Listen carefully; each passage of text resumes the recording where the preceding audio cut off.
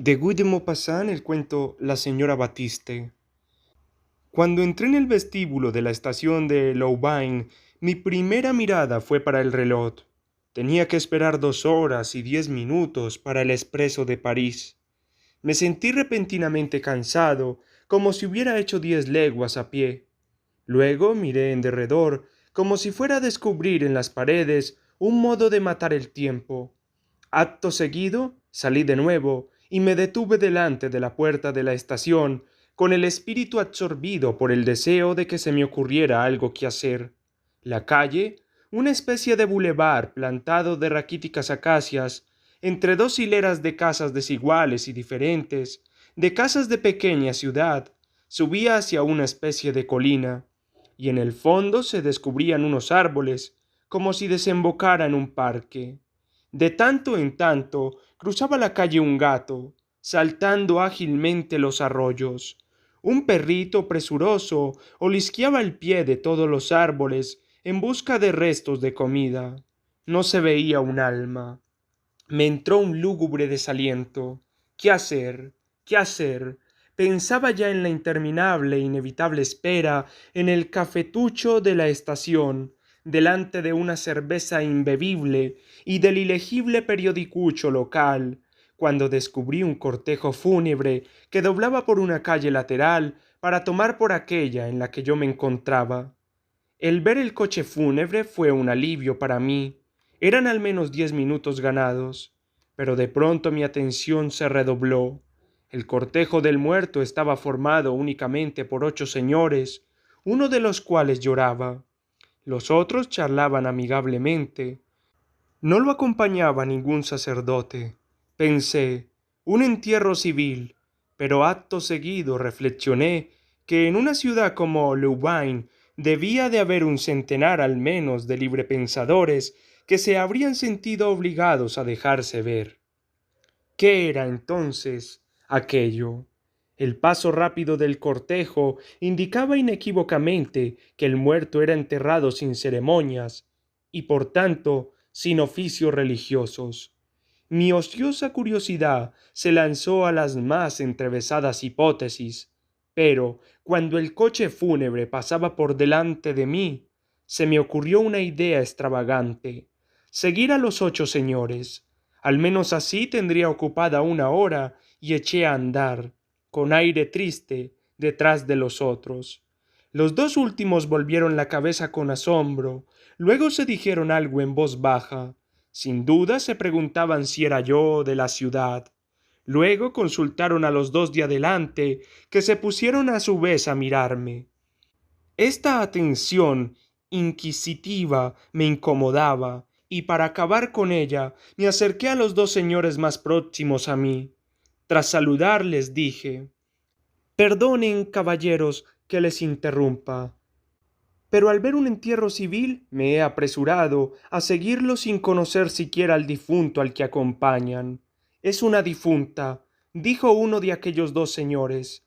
Me quedé sorprendido y pregunté: «Pero es un entierro civil, ¿no?». El otro señor, que evidentemente deseaba informarme, tomó la palabra. «Sí y no. El clero nos ha prohibido la entrada en la iglesia». Esta vez se me escapó un «ah» de asombro. No comprendía ya nada. Mi servicial acompañante me susurró en voz baja: «Oh, es una larga historia. Esta joven se ha quitado la vida, y esta es la razón por la que no se le ha podido hacer un entierro religioso. Ese que llora, lo ve, el primero, es el marido». Entonces dije, dudando: «Me parece asombroso lo que dice, caballero, y me interesa sobremanera. Sería una indiscreción pedirle que me contara esta historia. Si le molesta, hágase cuenta de que no le he dicho nada». El señor me tomó del brazo con familiaridad. «No me molesta en absoluto. Sí, quedémonos un poco atrás. Le prevengo de que se trata de una historia muy triste. Tenemos todo el tiempo antes de llegar al cementerio, cuyos árboles ve allí arriba, pues la subida es dura». Y comenzó: «Sepa que esta joven, la señora Paul Hammond, era hija de un rico comerciante de la región el señor Fontanelle. De niña, a la edad de 11 años, tuvo una experiencia terrible. Un criado abusó de ella. Poco faltó para que muriese, desgarrada por ese miserable al que su misma brutalidad delató. Hubo un espantoso proceso que reveló que desde hacía 3 meses la pobre mártir era víctima de las prácticas vergonzosas de ese bruto, que fue condenado a trabajos forzados de por vida. La niña creció, marcada por la infamia, aislada, sin compañía. Los adultos apenas si la besaban, como si rozar su frente fuera a ensuciar sus labios. Se había convertido en la ciudad en una especie de monstruo, en un fenómeno. Se decía en voz baja, la pequeña Fontayet, ya sabe. Por la calle todos se daban la vuelta cuando ella pasaba.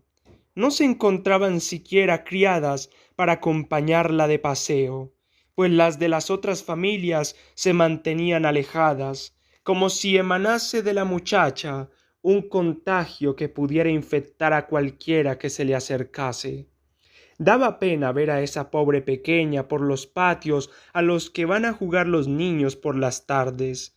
Se estaba allí sola, de pie junto a la criada, mirando tristemente a los demás niños que se divertían. A veces, cediendo al irresistible deseo de mezclarse con ellos, se acercaba tímida y con actitud temerosa, y se metía en un grupo con un paso furtivo, como si fuera consciente de su indignidad. Pero al punto acudían de todos los bancos madres, criadas, tías, que cogían de la mano a las pequeñas confiadas a su custodia, llevándoselas brutalmente con ellas. La pequeña Fontanelle se quedaba aislada, perdida, sin entender nada, y se echaba a llorar, con el corazón roto de dolor. Sollozando, corría a ocultar su rostro en el delantal de su criada. Creció, fue peor aún. Las muchachas eran obligadas a apartarse de ella como de una pestada, pues piense que esta joven no tenía ya nada que aprender, nada, que no tenía ya derecho a la simbólica flor de azahar que había penetrado, casi antes de saber leer, en el temible misterio que las madres apenas si dejan entrever, temblando sólo el día de la boda.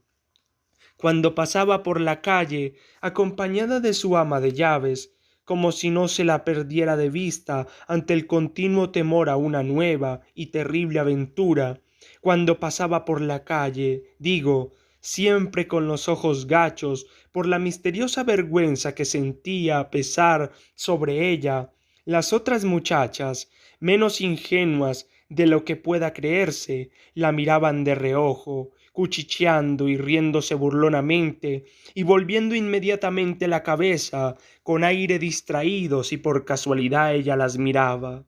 Apenas si la saludaban, sólo unos pocos hombres levantaban su sombrero.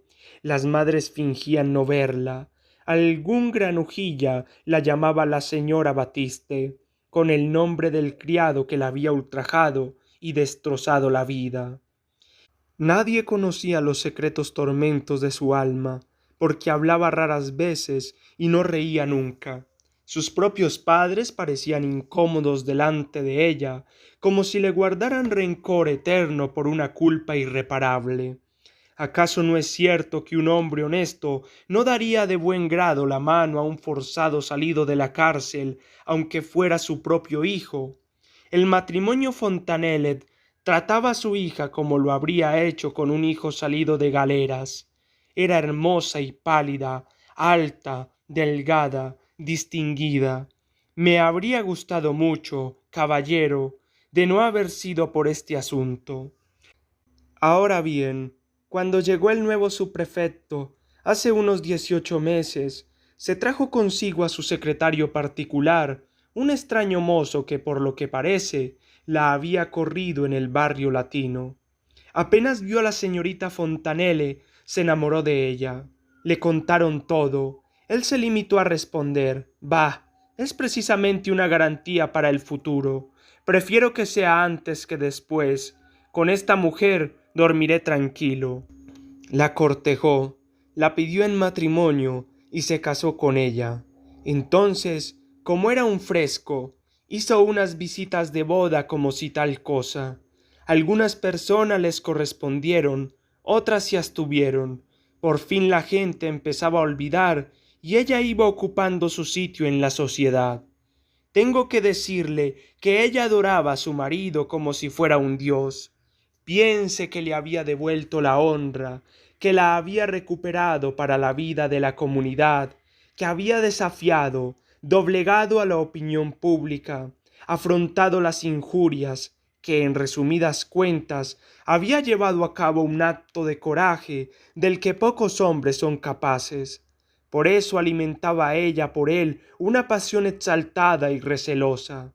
Se quedó encinta y cuando se supo que estaba en estado, hasta las personas más quisquillosas le abrieron su puerta, como si hubiera sido definitivamente purificada por la maternidad. Es extraño, pero es así.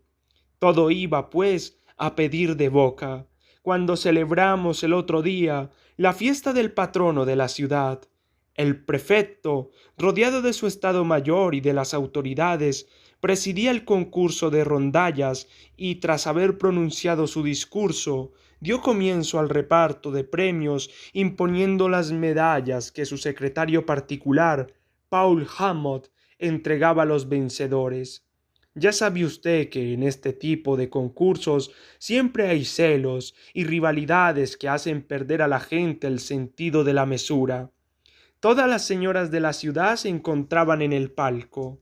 Cuando le llegó el turno, se adelantó el jefe de la rondalla del pueblo de Mormillon. Su rondalla no había conseguido más que la medalla de bronce.